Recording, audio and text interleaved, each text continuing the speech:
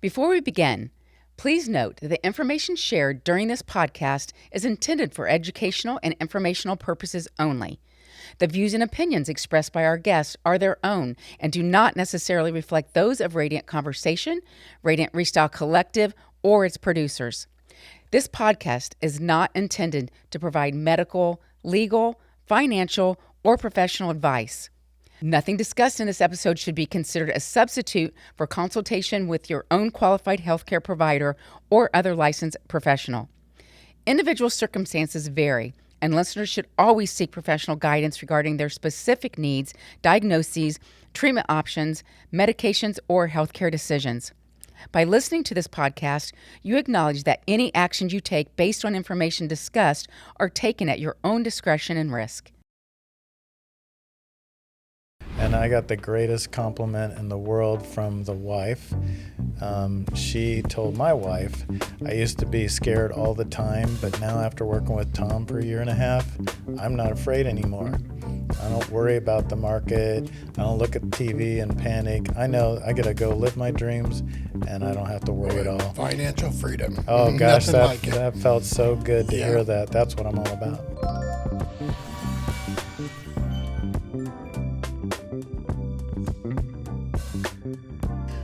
Hello and welcome to Radiant Conversation.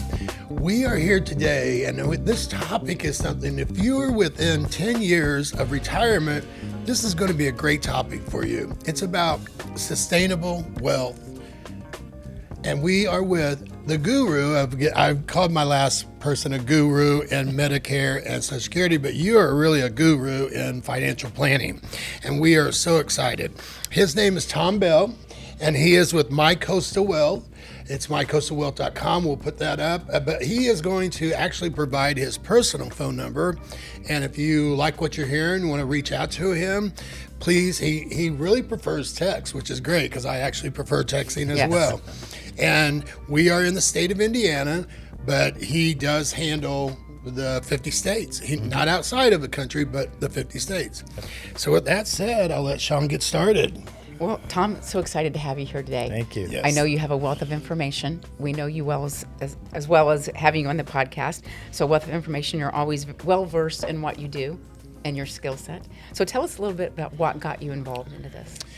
Yeah, well, I like to help people, and I love math. So I'm kind of a geek level 10. Did you say love math? I love math. Oh, we're complete opposite. That's why I'm a hairdresser.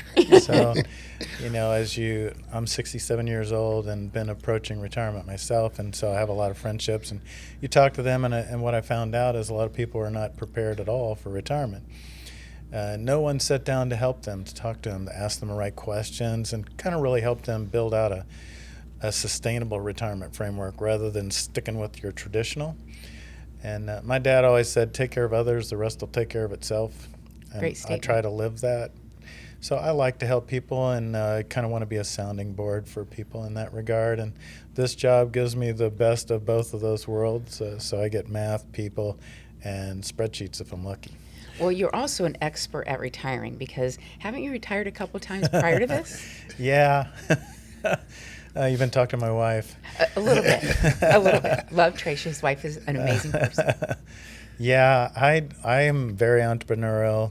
I love businesses and service type of businesses, and so I have launched a few of those, and right now my son's doing a great job with the real estate company. He pretty much took that over and does that.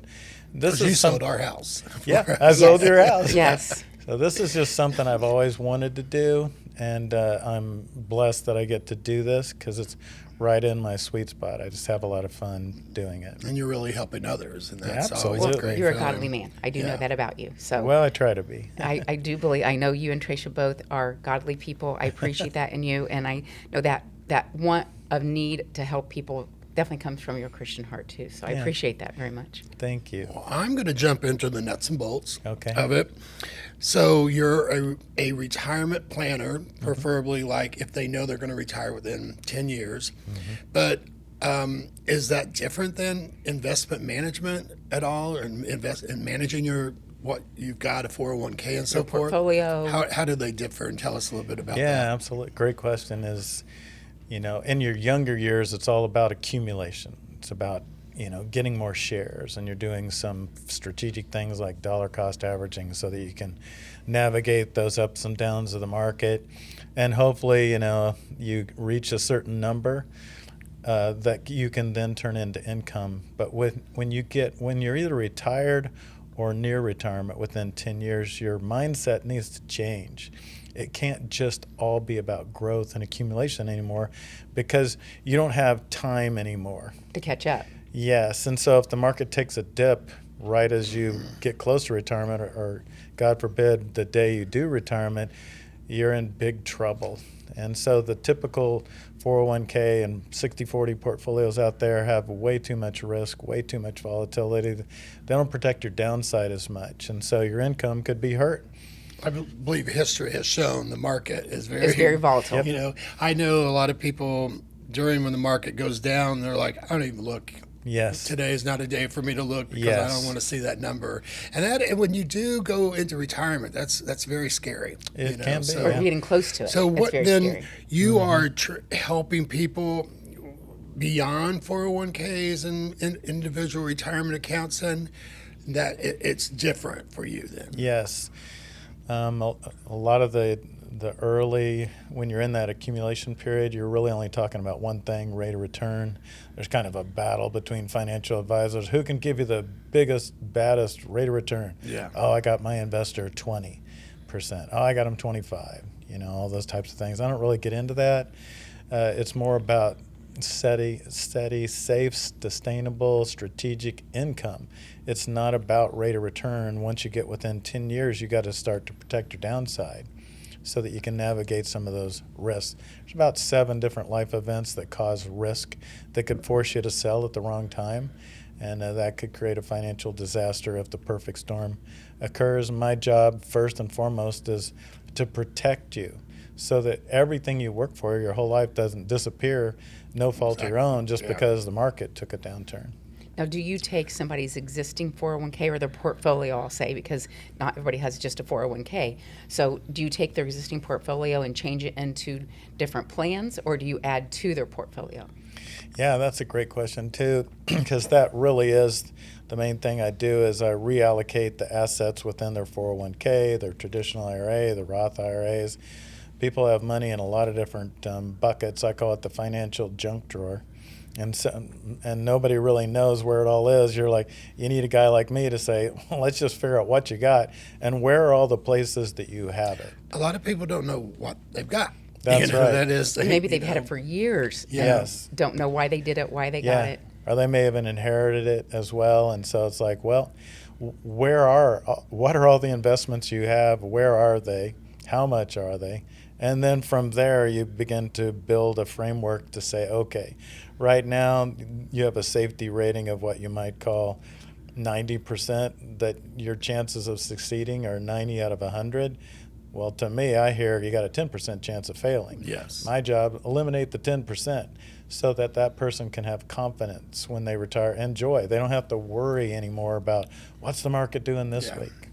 You take on that risk, or that headache, I'll say. You take on that headache. I don't take the risk on No, it. not the risk. I'm sorry. Let's You get take the on the money from headache. Tom. No, I just take on the design aspects of it. I'm an engineer, graduate from Purdue Penn State, and so I think about it a little bit differently. I think about it like an engineer would, and I like to put their financial life into a spreadsheet and then do a bunch of what ifs. Well, what if this happened? Are they okay? And what if that happened? Are they okay? And as soon as I can convince myself that I've taken all the 7 main risks off the table, then I call that bulletproof. And I've got a couple of clients that work with me long enough that they've got to that stage of bulletproof, and oh my gosh, you should see the look on their faces. It's just like, Hallelujah. Yeah. Now, you've mentioned the 7 main risks. What are those 7 main risks? Yeah, that's a long answer, but I have a little acronym I tell myself in my mind so I can remember them all. The first one is GAP, and this, when you retire, you have essential expenses. You know how much you're spending every month. If you look at your checking account, it's like, say, we're spending $6,000 a month, $72,000 a year. Is that too much for clothes? Yeah, I don't know if that would afford your wardrobe, but yes. And so let's say that you've got $72,000 coming in, and Social Security, let's say that you've turned it on, it's giving you $40,000. 72 minus 40, you got a $32,000 gap. My first job is to create a foundation, is to give you some options. There's like several different ways that you can do it to fill that gap with steady, reliable income. That way, you know you've got coming into your checking account $6,000 a month, no matter what the market does. So if I was able to do that for you, how would you feel? Better. Exactly. Yeah, it's like, take a breath. Exactly. So you got all your essentials, still got lots of things to plan for. Inflation is one of the 7. It's like, well, that's good now. 72 is good now, but inflation right now is about 3.4. It's like, fast forward that 10 years, well, what if it costs 30%, 40% more? Mm-hmm. It's like, okay, well, where's that money going to come from? What happens about your fund money? Or some of those unexpected, your emergency funds. Clothing expense. Yeah. So you got to have a plan for that. A lot of people put some money in a money market or something like that so that they've got 1 to 2 years worth of coverage there. So if the roof gets hail damage or the furnace goes out, I like to plan this year to year so that they're thinking, all right, how much money do I need this year? Well, we want to go on a vacation. We want to remodel the kitchen. So we put all that money into a money market, leave it there for years so that they know they've got that off the table. So now they've got their expenses, they've got their fund money and the emergency fund all set up. So that then begins to build on that foundation. There's a lot of other things, RMDs, required minimum distributions. Those start at age 73. It forces you to sell from your qualified money, which is your IRA, your 401k, 403b, things of that nature. And you've got to have a plan for that because, again, what if the market's down and it's forcing you to sell? The first year is 3.77. It bumps up to about 5 within 10 years. You got to have a plan for that. And then we talked about this one earlier before the show, is I call it S3, is survivability, is like, what happens if you're married and one of the spouses dies? And the lower income, you lose it from Social Security, say that's $20,000 a year. Where's that money going to come from? Yeah. Did you have... Things you got to think about.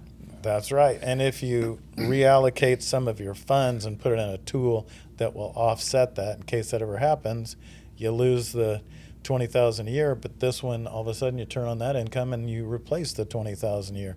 So that's another one. Long-term care is a topic all by itself. We mentioned inflation, and the last one is legacy. One of the first questions I talk to people about is, do you want to leave money for your kids? Yes or no? Would it be more than your homes? Is the homes enough that you would feel satisfied that you helped your kids?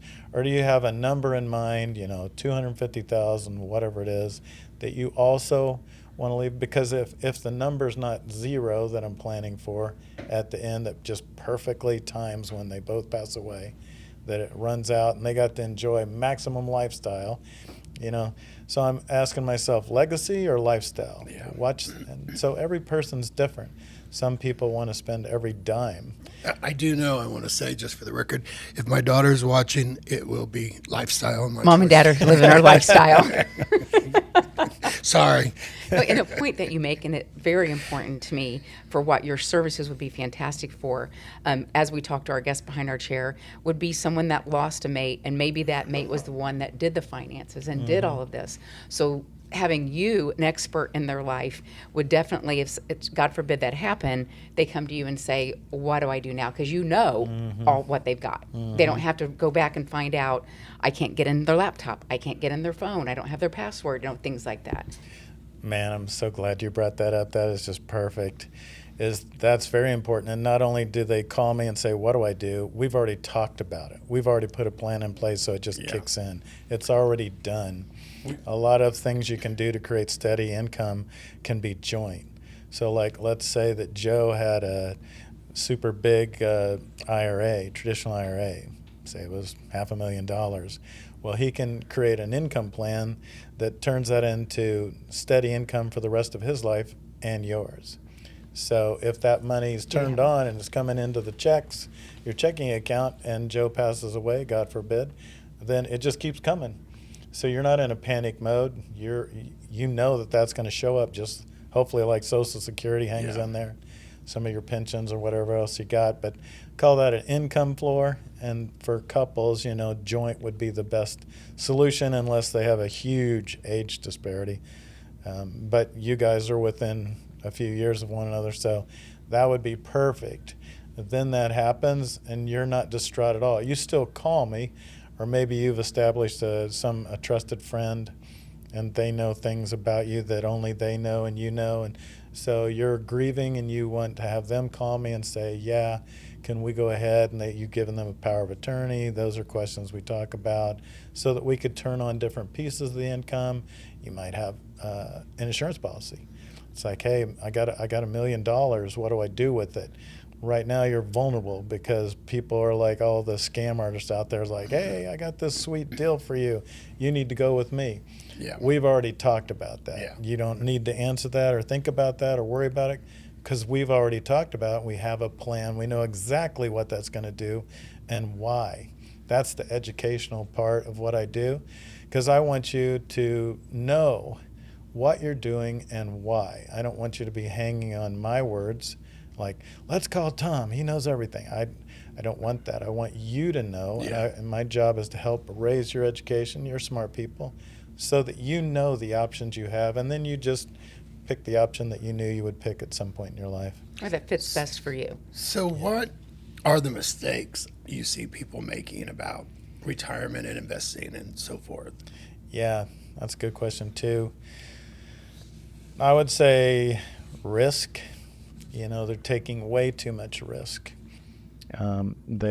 People are in a lot of funds with the 401k or 403b. There's big companies out there, Fidelity and whatnot, that begin to change the mixture from stocks and bonds to maybe more bonds. When you're young, you probably have 100% of your money into stocks. But when you get older, you might go 80% in stocks, 20% in bonds. Eventually, you get to 60% stocks, 40% bonds, hopefully. But even that's not safe. That is not, if you stress test a 60-40 portfolio, you can actually run out of money if you just happen to hit the retire when the market drops. Yeah.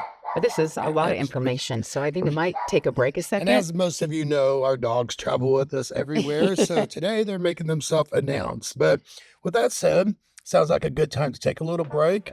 And then we'll be right back with Tom Bell from mycoastalwealth.com.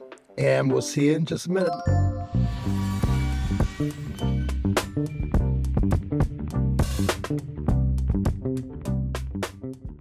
Felt that I needed this in my life since I just turned a big, should I say how? You can say how old if you like. I turned 70 and she said, for your next chapter, why don't you do a restyle? Oh, amazing. And we're excited. We're excited to be a part of that. I know. Very excited. I'm really excited.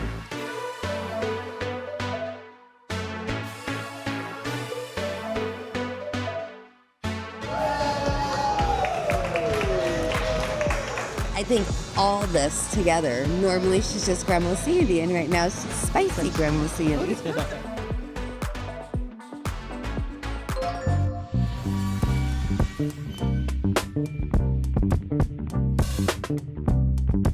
We're back. Thank you so much for spending time with us today. And we are getting so much information. And I think this is so important for people when they're pre-retirement, before retirement, not even close to retirement. You should be thinking about your finances. We've said this multiple times. Your finances must be in line. It's the biggest stressor, I'm sure. Of everything. Well, medical and then finance, which they kind of coincide, and for the most part. So. And I know, Tom, you say a lot that retirement should be more about joy than worry. What do you do to help them? Yeah, if you can build an income floor or a volatility buffer or something like that, you can create a very safe, sustainable income plan, and then you no longer worry about what's the market doing. Instead, you get to have joy, just like your dog's having joy right now. Yeah. They're agreeing with you.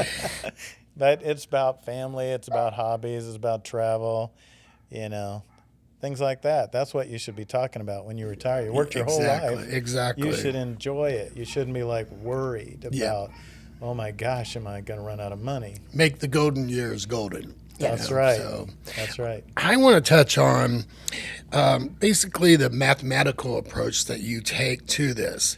Keeping in mind I'm a hairstylist, can you explain it to me in simple terms? Yeah. What I use is called the Monte Carlo model, and it's a measure of risk. So one of the things I'm looking for is the safety of their framework. What's the probability that it'll succeed? And more importantly, what's the probability it will fail? So Monte Carlo runs thousands of iterations for the last 126 years, runs 30-year periods or whatever period you get it, and it's calculating all of this, and it spits it out and puts one number on it. Like most people I talk to when I first get with them, they're like 88 to 95% chance of success. Sounds decent to me. Yeah, decent number. It does sound. It's like, hey, that's an A-. That's not bad. It's like, well, yeah, but 6 of the 126 iterations is a 95% chance. It's like, well, I don't want 6 chances that I could run out of money. Exactly. I want 0 chances. Exactly. And so I don't want 95%, I want 99.99999, or in a perfect world, 100. And that's one of the things that I look at using a tool called eMoney, which is one of the top 3.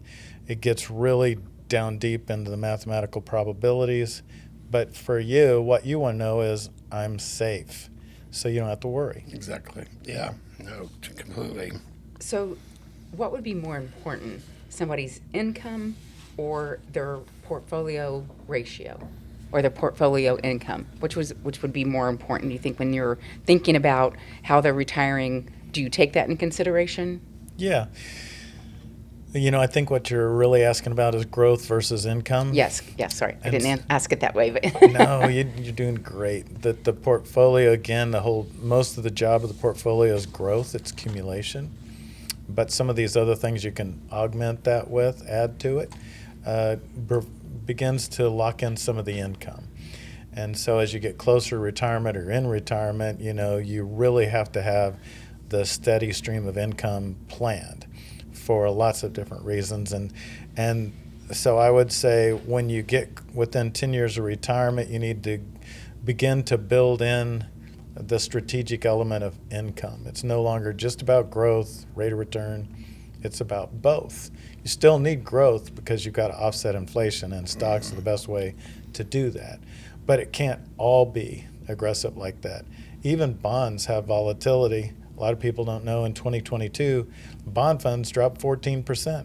And so did stocks the same year. Never happened before in history. Scared people to death. It was kind of an eye-opener to a lot of financial planners because usually when stocks decline, bonds will incline or increase. And so they do provide some safety, but in my opinion, it's not enough. You can do additional things. Instead of having 2 assets, you could have 5 or 6 assets that all work together for the different pieces to mitigate each of the 7. And that's what I'm looking for. Okay. So with that said, too, I have so many clients that when they're sitting in my chair, they're worried about running out of money. And I get talking with them, and I'm like, well, it sounds like you've really prepared yourself, and say, why do you feel like that is the case with a lot of people? Why do they worry so much? Because it's not steady and reliable. So it's kind of a could be instead of more of a guarantee. There is no such thing as a guarantee, but you can do a lot of things with contracts with insurance companies that they'll guarantee in writing a certain amount of income.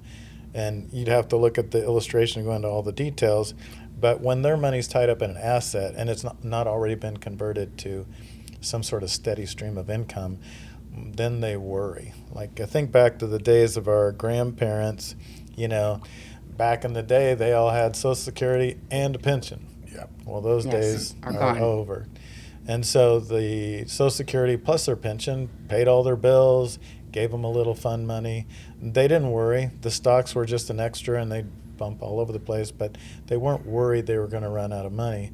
Today, we don't have that. We have Social Security, and most people don't have a pension. They're still out there, but not too many. They don't have that. So there's that volatility factor, and we want to get rid of that so that it matters right here. It really makes a big difference. Well, I believe those with pensions still, a lot of those are running out of money from my understanding. Your pensions at your current employer. They can. So, there is that. That gets scary. That did. My stepdad had that happen. He worked for a big Fortune 500 company and retired, and he lost his pension. Yeah. Because they I've went heard through it. a I've had it bankruptcy and, Yep. they lost it. So, the pension's only as good as the provider. Yep. And so even within pensions, one of my job is I do a lot of, I call it pension maximize, is you can take a big pension and you can break it into little pieces and you can put it with multiple providers. So now you've got a diversified pension.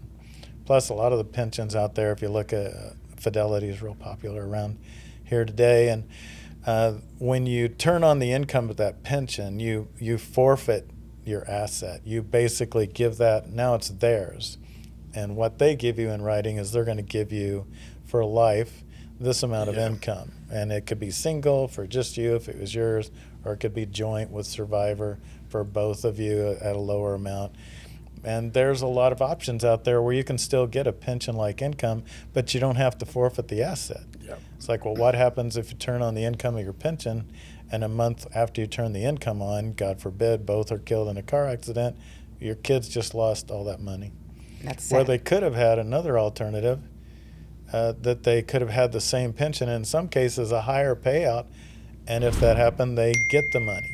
So my job is to think not only about you guys, but also about your kids, your beneficiaries, whoever it is, and what you want to do with that to protect that asset, but also to give you the type of income that you're looking at.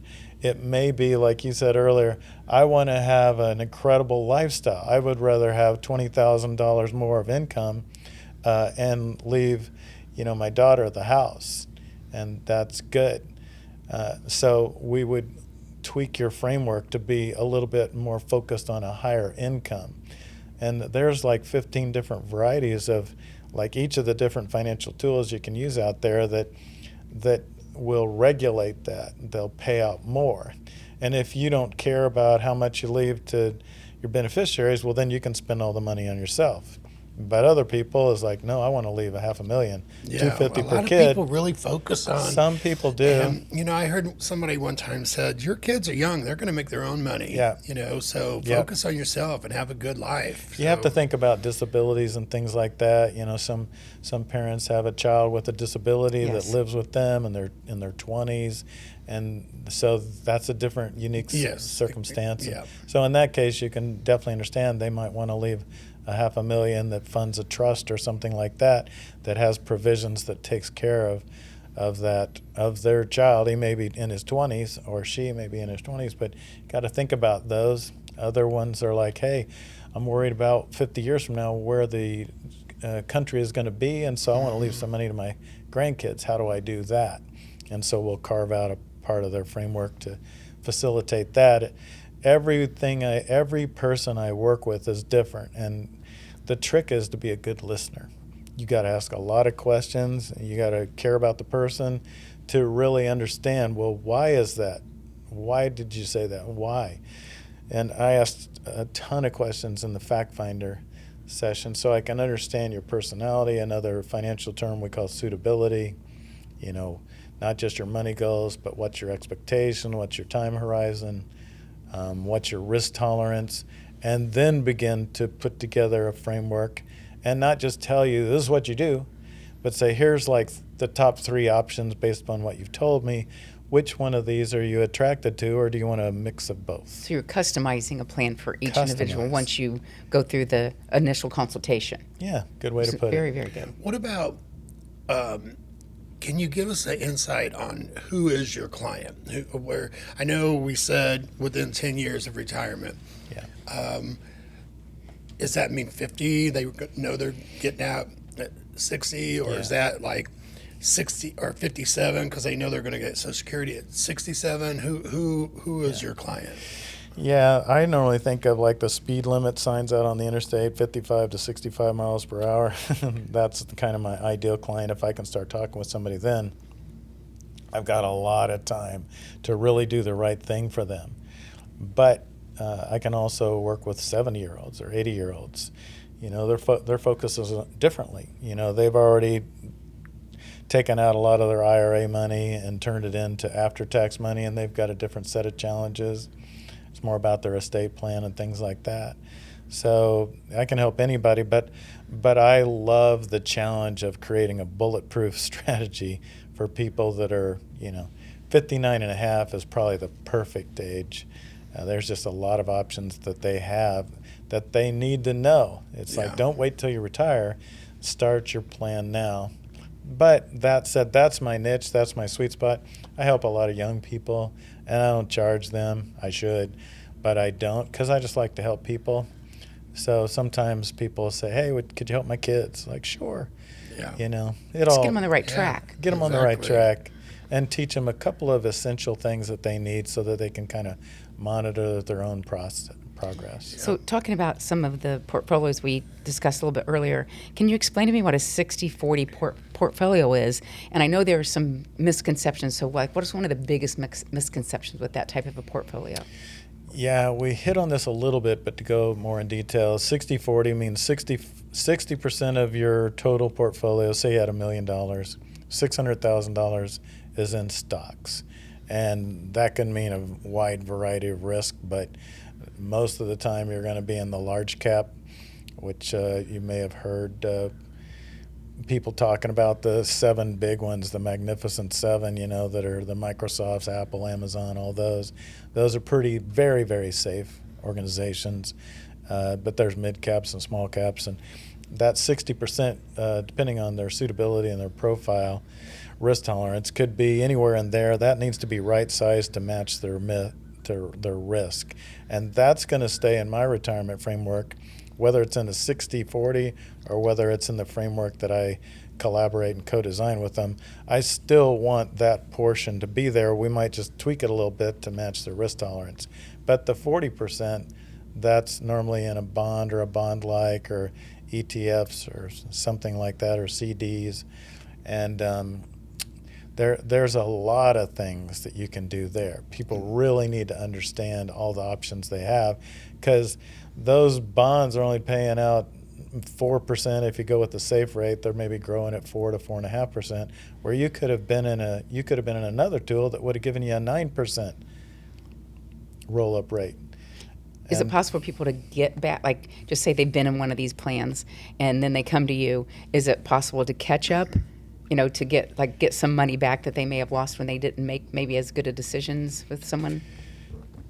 Yes and no. It's risk tolerance is what I'm thinking, because that's a dangerous thing that I see people that are in 60-40 and the market starts to go down, and so instead of doing what they should do is start taking less income if it's already turned on, they get more risky.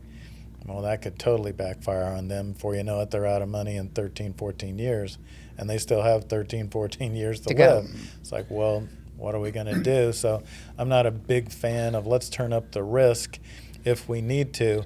It's more like, all right, well, here's where we are today. Here's your goals. Is there a way to create a framework that hits those income goals and those needs? You may have to forfeit some of the mitigations you could have had if you had the original amount, but don't panic. Let's figure out how to create a baseline, a foundation, so at least you got your bills paid forever, for your life. That's really critical. And you've got some sort of growth element that keeps you in line with inflation. And so those 7 things in my mind kind of have an order of priority. The foundational is number 1. You got to have that. Then growth for inflation, number 2. And then all of the other things you need to have. And it could be that your legacy, your beneficiaries don't get as much money. And those are tough conversations. But I like to say, here's your options. And they're like, well, I'd rather live on less and still take care of my, handicapped child, disabled child. Or no, my kids are fine. They're both got great jobs. They're doing fine. And I really want my, what we call the go-go years, your first years of retirement, where you're traveling all over. I really want to live that. And I could I could take a little bit less in the slow go years where I'm not as active. I'd rather do that. So we're trying again you kind of plan out like 3 decades. The first decade after they retire, the first 10 years, and then the second and third. And each of them have different goals, and you're trying to push and pull to figure out, how do I create a framework that suits this person the best? Well, I know I'm probably going to circle back here just a little bit, but I know there's a lot of people that want that high return. Why do you really believe that's not the best strategy then? It's not sustainable. You really could run out of risk versus reward, but you could run out of money if you get too aggressive. This is a great place to talk about the safe withdrawal rate. The financial guy from 30 years ago that came up with this concept called the safe rate. It's 4%. So his thesis was that if you withdraw 4% of your money every year, you should be able to survive a bear market, a downturn in the market, and still not run out of money for 30 years. So what's 4%? $1 million in your traditional IRA, that's all you got. 4% of that's $40,000 a year. And if that's what you're withdrawing, that's cool. There is an inflation factor built in, assumed to be 2%. So the next year it might be $40,800, which kind of is the future value of your needs. It would still buy the same. Eggs and gas and prices are going up. So it keeps you in line with the future values and cost of things, but it also is a nice sustainability. 4%. I don't think I've ever designed one that's 4% anymore. I'm trying to get more like 5.5%, which doesn't sound like a lot, but that's like a 25% increase. 20 to 25 makes a difference. Yeah. Big difference. Big difference. Instead of 40,000, you're talking about 50,000 or 55,000. Well, an extra 10 to 15,000 a year, that's a big deal. Exactly. Big. But $1,200 a month or something. It's 12, huge. yeah. You could have a lot more fun, do a lot more things, and play with the grandkids, take them places, do stuff for them. You've got a lot of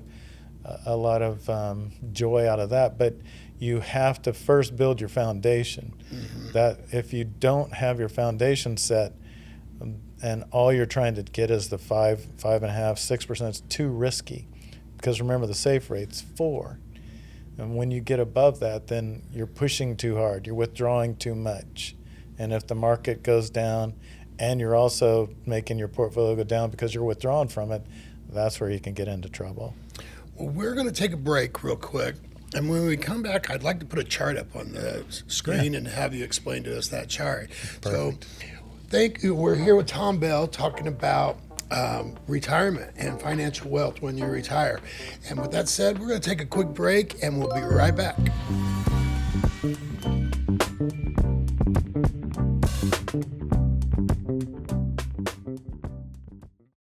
Now, my style is like pink hair, green hair, purple hair. Are you okay with that? I'm okay with that. I trust you. I love it. Here we go. We have a plan in mind. We're not telling you. You'll have to stay around to the end to see what it is. I love everything you guys did to her. That's beautiful. Like I told you, I couldn't recognize her because she's beautiful, but you guys added more things to her. It's beautiful. The color, the style, everything.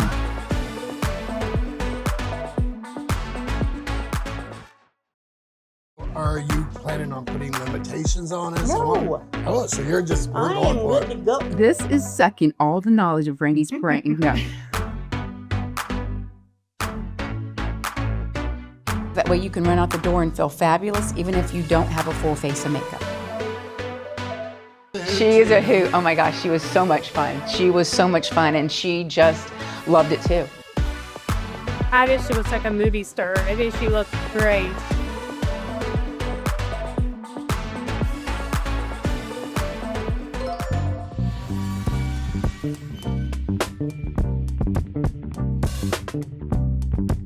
Okay, welcome back. We have gotten a lot of information so far, and we still have a long way to go here to get some more information.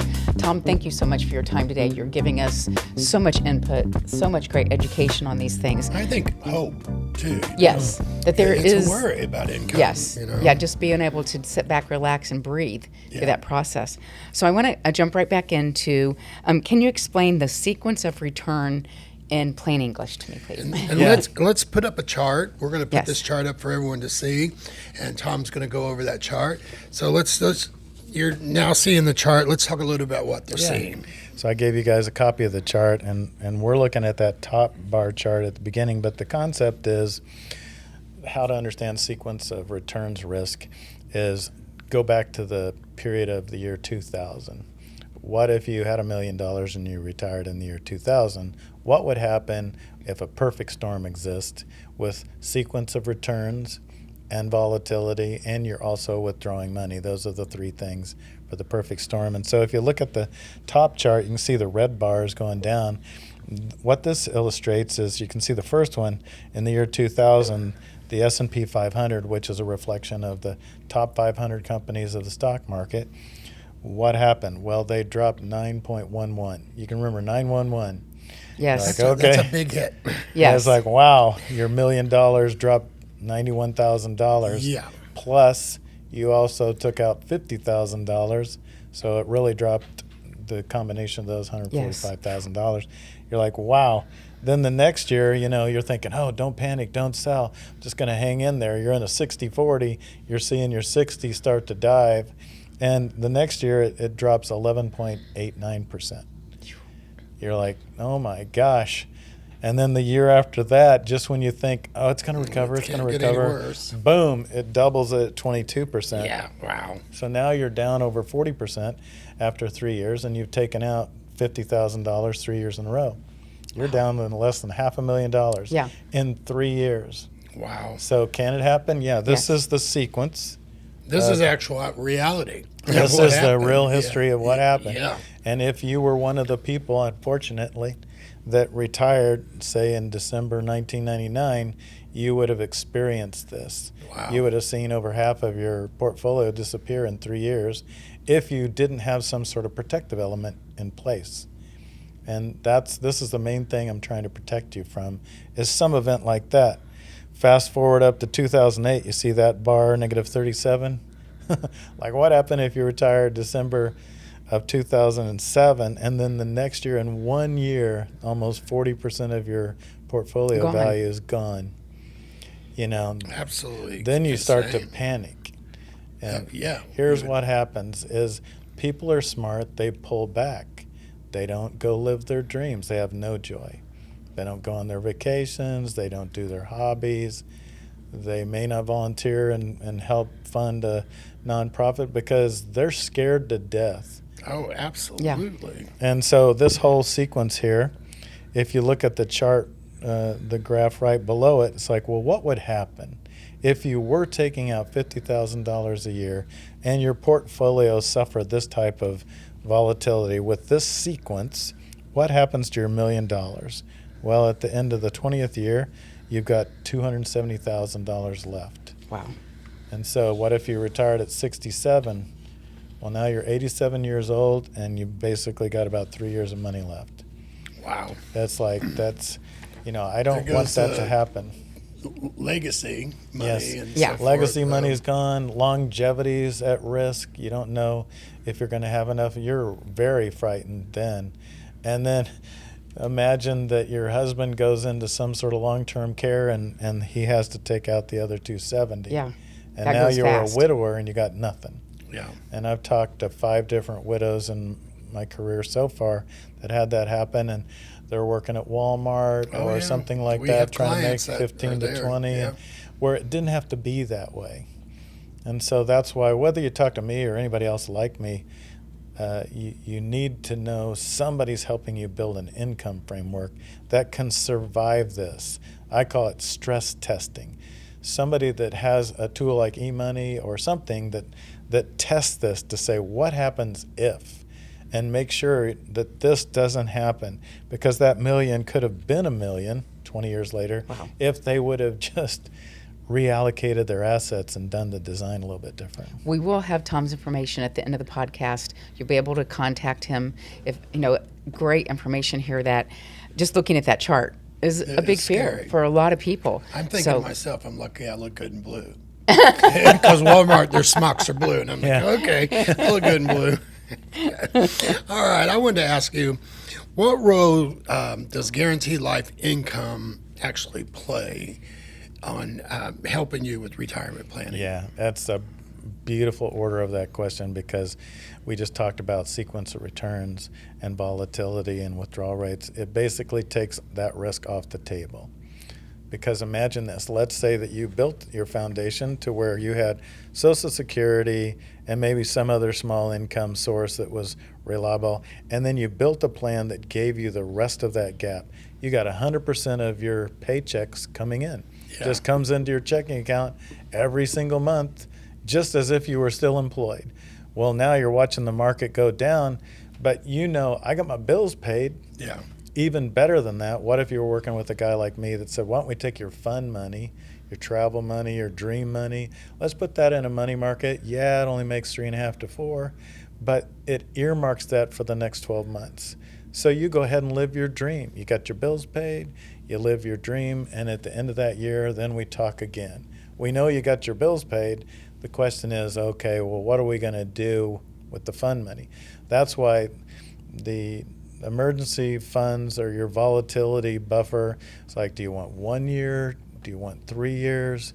Well, if somebody's got $3 to $5 million, they're like, oh, yeah, put 3 years there. No big deal if it makes 4. I want to know that I'm going on vacation. Yeah. I want to have fun. But if you've only got $1 million, that sounds like a lot. You may not be able to have the luxury of putting, say $150,000 in a 4%, because it takes too much stress on your overall design, and you may not be able to offset inflation. Those are all the things that you've got to consider. That's why it's mathematical. Yeah. But it basically boils down to emotion and lifestyle. Well, I want to ask about annuities. Are they good or bad? And is that the right question or way to ask it? Yeah, that is the right way to ask it. But it's kind of the wrong question. I'm glad you phrased it that way, because if you look on social media, LinkedIn, whatnot, you see a lot of advisors, annuities are bad. The 7 reasons you don't want an annuity. You see all kinds of misconceptions on social media. You also see people talking about annuities are the greatest things since sliced bread. They're amazing. And so you'll see both good and bad on there. And the better question is, why do you need an annuity, and why do you need it? How does that fit into your retirement framework? You may have $20 million. I've got a couple of clients that are 20. Can I ask just real quick, what is an annuity exactly? Yeah, an annuity is a guarantee, contractual guarantee to provide lifetime income if you add an income rider to the annuity.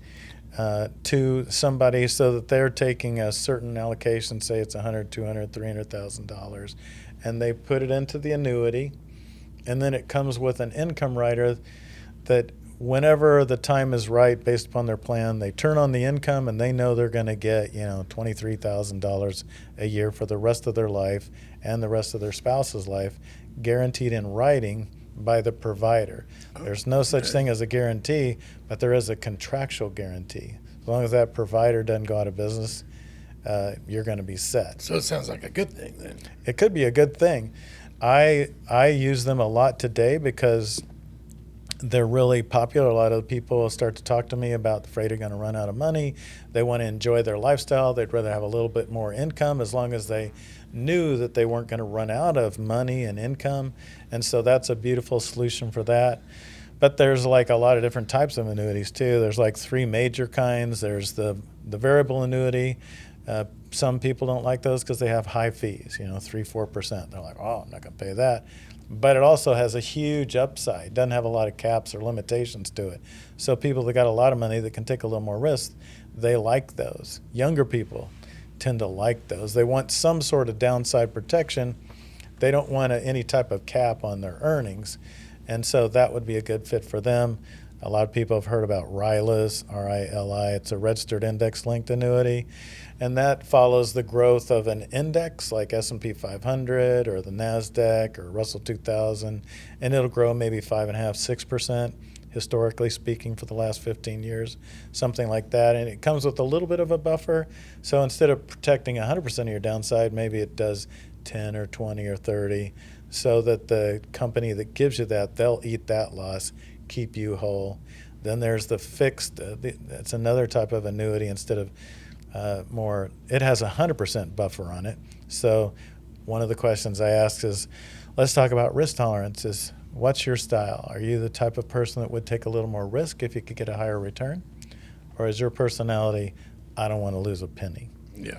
If they say, I don't want to lose a penny, then I gravitate. I'm thinking, okay, they're probably looking more for that annuity that has the fixed. Yeah. Okay. Beautiful question, because I've worked with several clients. I can't think of how many, but they'll get a little bit of each one, because one is short term, one is mid term, one is long term. Mm-hmm. They each have different things they do. And there's a confinement rider. We were talking about long-term care before we got started into today's podcast. And that's a nice thing for skilled nursing facilities. Some people's parents have had an issue like that, and they've had them move in, and they went through the whole hardship of having a parent live with them and having to become their nurse, their provider. And they've decided, I don't want that to happen to my kids. So they're very focused on anything that has that skilled nursing aspect of it. They want to know that they've got some money set aside. There's a lot of ways you can provide that. There's some pure long-term care policies out there, but Corebridge is out there now. It's rated really high as a provider. It's within the top 30 of the 550 providers of annuities. It has, for free, it adds on a confinement rider that says, hey, if that ever happens to you, then we're going to provide you more money during those years, and then up to 5 years of coverage, depending on several factors. And so those are nice. Those are really popular for people that are aged like 70. That's all they're talking about. What happens if? I don't want to leave you stranded with no money. So annuities are like, I can do that. They're a beast, so complex, so many things. I think you need to ask your financial advisor very strategic questions. It's like, if they're saying they hate annuities, ask them, do you sell annuities? Most of them are going to say no. Yeah. It's like, well, okay, well, there's that answers the question. Yeah, it's like, well, if they say yes, ask them, what kind of annuities? Do you sell multiple providers, or you just have to sell your company's annuities? And if it's just their company's annuities, you don't have the flexibility. Like, I can sell internal for Mass Mutual, but I can sell anybody's annuities. I call those external. So what I'll do is I'll shop all of them, because I'm trying to figure out who's the hungriest. Yeah. That are a A-rated, top-rated, safe company, but who's going to give the most money to my client? And it can make hundreds of thousands of dollars difference. Yeah, that's a lot of money. So everybody focuses on accumulation and what have I got? I'm going to have this much money. But are you thinking they should really consider distribution as well? Like, I've got, $1 million in my, but they haven't really thought how they want it dispersed. Is that something? Yep. What? I still like the accumulation to offset inflation. Those are stocks, basically, is what we're talking about. It needs to be right-sized to match their risk tolerance. But the cool thing about it is if you build an income floor, or you have a solution that has a volatility buffer, so you can survive those 3 years, remember the red years and the downturns, well, then you can get a little bit more aggressive with your stocks, because you don't have to, you've got time. You don't have to sell. You get to sell. And every year I sit down with my clients, usually over Zoom, because they're all across the United States, and we're making that decision how to adjust their framework based upon their age, and maybe they change in their risk tolerance and whatnot. Maybe they inherit money. But we're trying to figure out year by year by year, and once we set that year, then they know I'm good. They can walk out at the meeting feeling like I don't care what the market does. I know I'm safe and I've got sustainability. And that's very important, because we've had so many clients that have been in situations that are, particularly when you touch on potentially having to put your spouse in a Long-term care or any type of care. facility. It has broke people, Yep. like financially broke people, not only emotionally but financially too. Well, I think we should take a break really quick before we finish up with the last segment. So let's stop a moment and regroup, and we'll come back and talk about so many more things. So stick with us. We'll be back.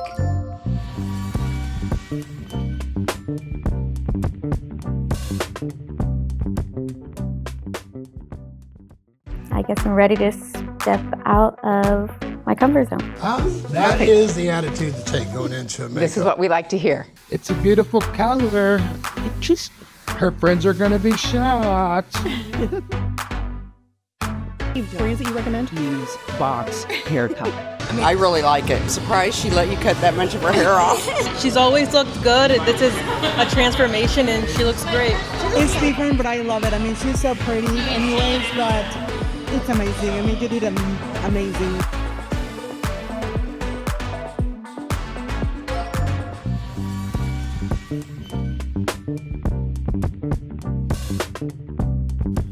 Thank you for staying with us. We're back with Tom Bell.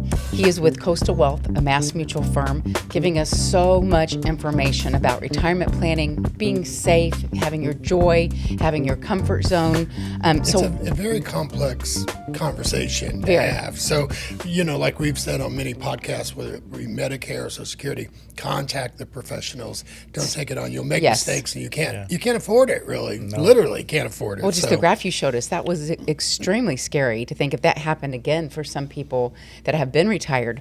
So, with that being said, can you share a story with us about someone that that these plans that you're talking about have changed their financial future? Yeah, absolutely. I think my favorite story is one of my clients I've been working with for a little over a year now, and they've finally mitigated all 7 risks. So I call them Bulletproof. I don't have too many at that level, but we went out, my wife and I went out with them about a month ago, and I got the greatest compliment in the world from the wife. She told my wife, I used to be scared all the time, but now after working with Tom for a year and a half, I'm not afraid anymore.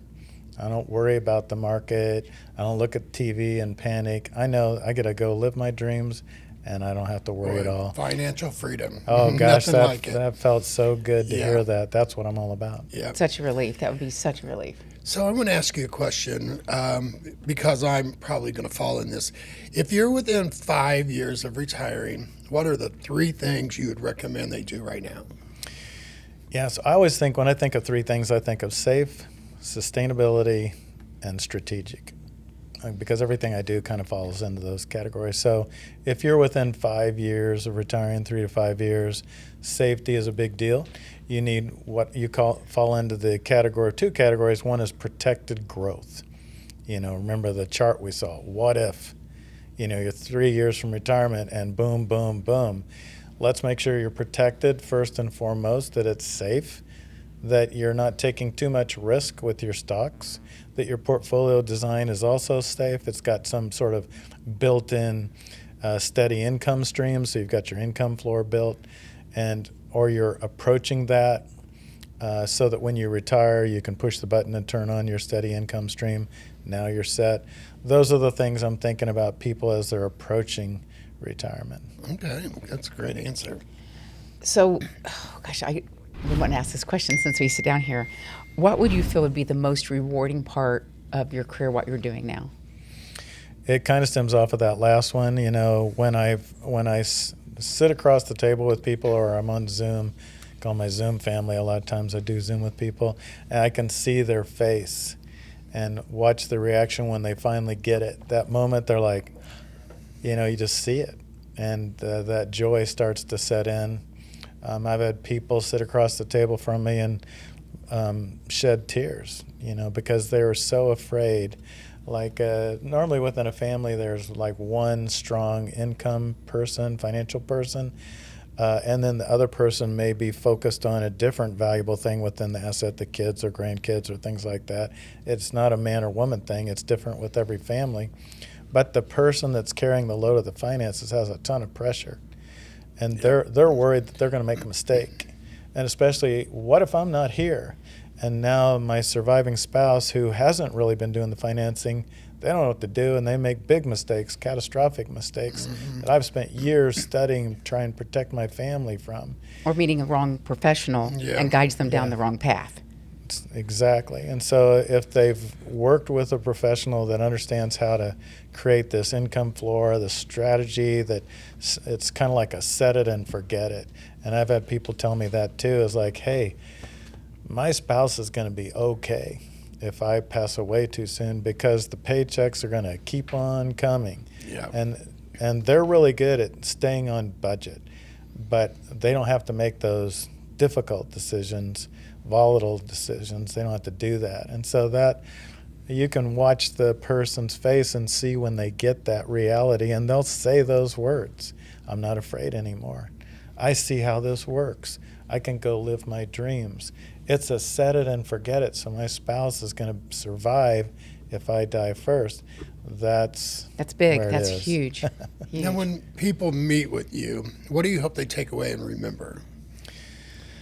I hope that they feel like they were listened to, that they were heard. You know, sometimes people like me in the profession, we get excited about a certain product and we don't listen because we've already, because we're such a great person, we've got the answer figured out. It's this one product that fits everything. It'll just do it. As long as they're in a 60-40 portfolio, they're fine. And I'm making my commissions and stuff, and I don't listen to what's bothering them. Who are they? What's bothering them? And I don't take the time to design something in the right way because I'm already satisfied with the amount of monies, the commissions that I'm getting for managing their account. I don't do that. Every person's different, and they're different every year. There's somebody calling me now. There you go. So you must already got the number. So yeah, does that answer your question? It does. Yes. Thank you so much. So if listeners could remember one thing from our conversation today, what would you like that to be? Because I'm gonna write this down. Yes. I remember a lot, but I think the one thing I hope that come across is they need a retirement framework, not just your traditional portfolio, 60-40, 80-20, whatever it is. Yep. They need more than that. Stocks and bonds are not enough. If you want to have Monte Carlo equal 100% chance of success, there's some other things you could do if somebody would just listen to you and create a framework that addresses your needs, customize it to you, then you could have clarity and confidence to go live your life and have joy. And that's what we're all hoping That's for. what we're about. Well, Tom, this has been an outstanding podcast, and you have shared so much information. Thank you. I do feel like we've mentioned before, and I'm going to recommend it on particularly your finances. You really need to go to the professionals. And we're going to put up Tom's information on the screen right now. And he is available to talk. He's available to text. He's available to Zoom. In all 50 states. In all 50 states. He can help you. He can help you. So reach out to him, and you won't regret it. I know people who are working with you, and they absolutely do love you. You don't give yourself enough pats on the back, but it's like we always say when we close, be the best you can be. And love you guys.